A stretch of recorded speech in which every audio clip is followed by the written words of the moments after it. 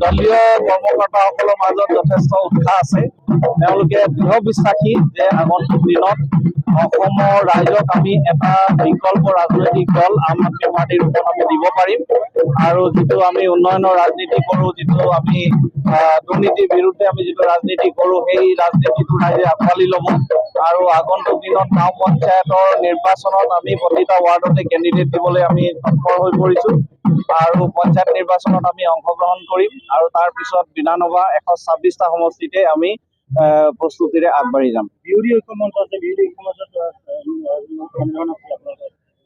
বিৰোধী ঐক্য মঞ্চৰ লগত আমাৰ আন্তৰিকতাটো থাকিব, কিন্তু আমি যিহেতু আজিৰ দিনত ঐক্য মঞ্চত নাই, আমি আগবাঢ়ি যাম। বিধানসভা নিৰ্বাচনৰ আগমুহূৰ্তত যদি বিৰোধী দলসমূহৰ লগত কিবা আলোচনাৰ প্ৰয়োজন আছে বুলি ৰাইজে বিবেচনা কৰে, তেতিয়াহ'লে নিশ্চিতভাৱে আমি আলোচনাত মিলিত হ'ম।